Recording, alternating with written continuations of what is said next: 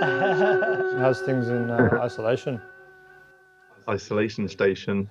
I'm thinking a lot about what I need to do now. The world is changing. I never grew up wanting to become like a streaming artist or something like that, but especially 10 years before I first started, it was all about the club.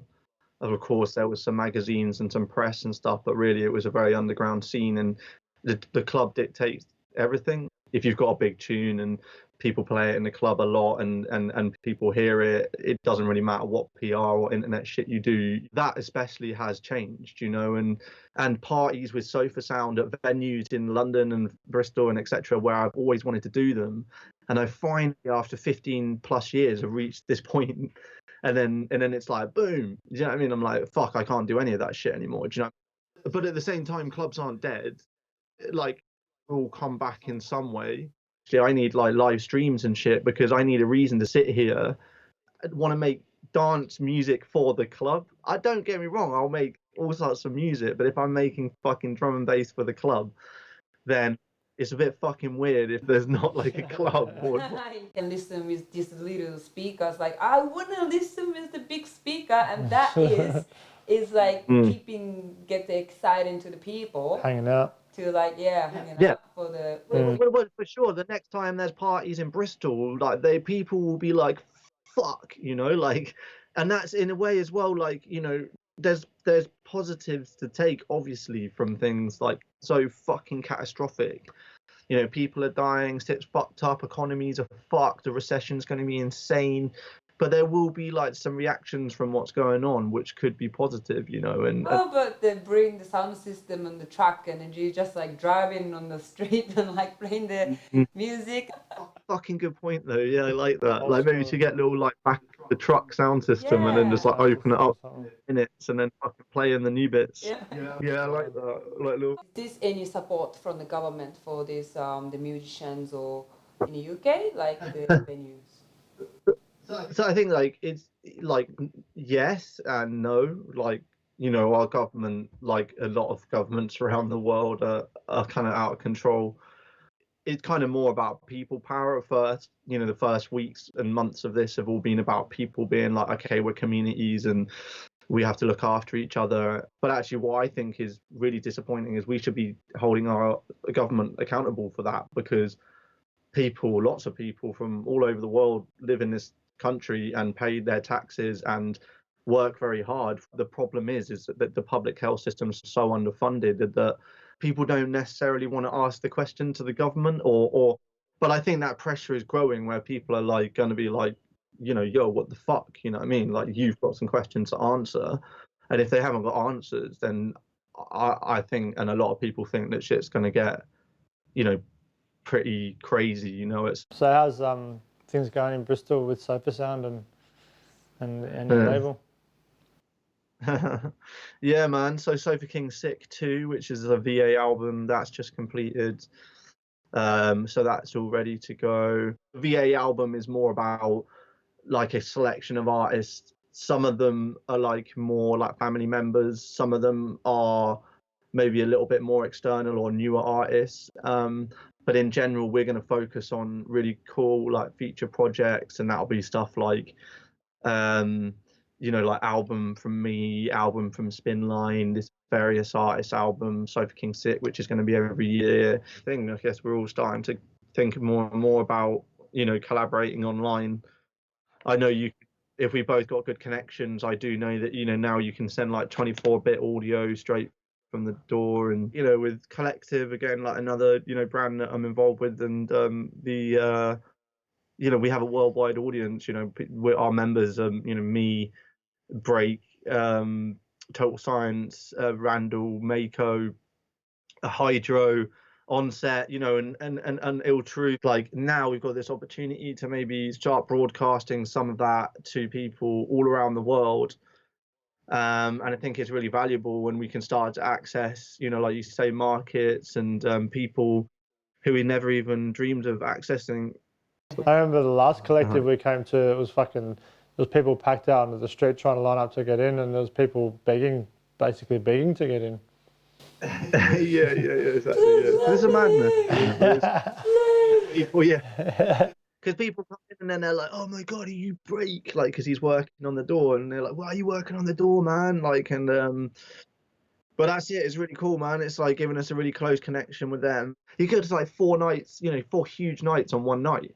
There could be like 3 or 4 huge drum and bass nights in 3 or 4,000 capacity venues in Bristol on one night. And with music genre like drum and bass. Yeah, man, we got a really strong community and crew, and yeah, I'm really excited for what Sofa Sound's doing. Your screen in the background is like the new design for the Sofa Sounds. Yeah. So yeah, it's like, this is where it's like Adam Menzies, the artist who does all the artwork for Sofa Sound, like everything. He's a genius. So. Are you in the studio at the moment? You reckon you could fire us up a little taster or something?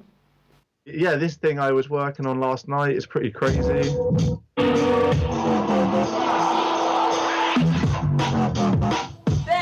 Yeah, boy.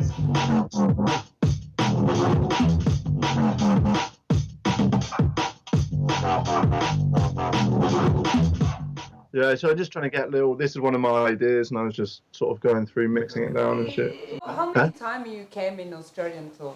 5 or 6. I think I've done it like 6 times, 5 or 6 times. Okay, yeah. What was your favourite tour in Australia out of Fucking hell. It started like 10, 11 years ago with Octane. And then that tour specifically was like really memorable just for many reasons, Chris. Yeah, Peel Street, it was just fucking weird and amazing. The last one I was traveling with Dot Scott, Black Josh, Said Bias, just meeting those people like Josh and stuff is such an inspiration, and fucking Scotty's just like, yeah, again, like as a DJ, fucking inspiration, and just like a wicked guy to hang around. I mean, specifically that shit pretty much just like changed my life. You don't really ever reap a lot financially out of doing tours, but it's just about the relationships and the people, and that's why you keep doing it, really, isn't it? When you've had like Del over and fucking Anne. Well, the whole drum and bass scene, really. I'm just gonna show you this. I should have warned. Just gonna ask you what the story was behind this. This one here. Team. Isn't that like, even at the moment we did that? I don't know what that thing's from. That cross was like a famous, I don't know what brand it was, but everybody had a t-shirt with this stupid cross on it. When you gave me that t-shirt, I was at Outlook at Park Plaza. It was like fucking, I don't know, Sunday or Monday after the festival. I was tired. I was walking, and Ant was eating breakfast at one of the things, and he saw me wearing it, and he's like, I was like, "Hey, what's up, man?" I totally forgot that I was even wearing it, not conscious of it. He just looked at me, he's just like, "What the fuck are you wearing?"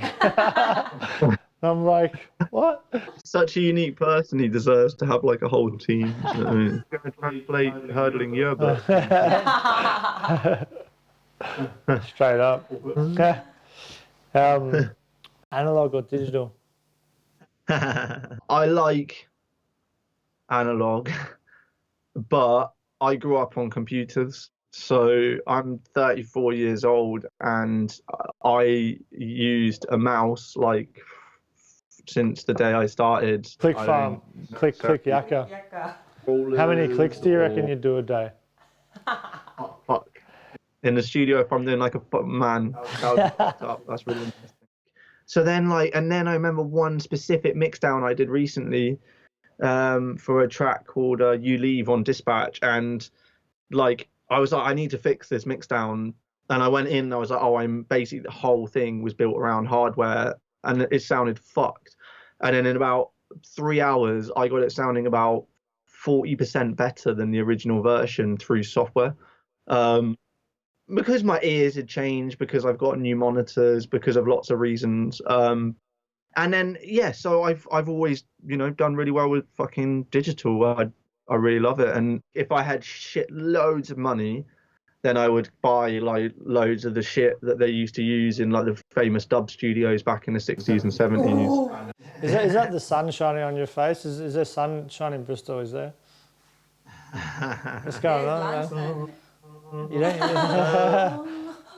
Yeah, so I don't know. Like since this whole thing kicked in, it's like some sort of twisted joke, like where like the weather has just become beautiful, and I think it's been helpful for people in a way because obviously it's given people a little bit of a lift. When it's grey, it's militant and fucking harsh. But yeah, this is probably the nicest April I've ever witnessed in my life. Yeah, right. It's just perfect.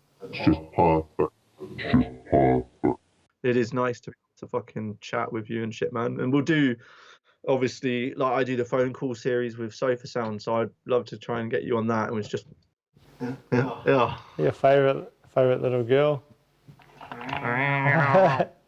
She's just like wanted to let you know she's going to tell you to fuck off for locking her in the bathroom and that.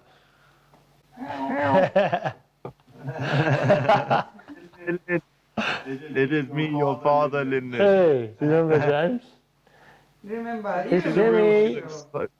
She looks so much like a real person. It's hilarious. Oh, and how's Chiller Holler? Is it good, yeah? Yeah, it's good, man. The next release is our solo release, actually. Me and Akane. Akane's on the vocals. I know, yeah, it's nuts. Okay, well, can you send me a link? And then I'll send it over, yeah. Sick. All right, big love. All right, love you, bit. Arigato. Ciao. Bye.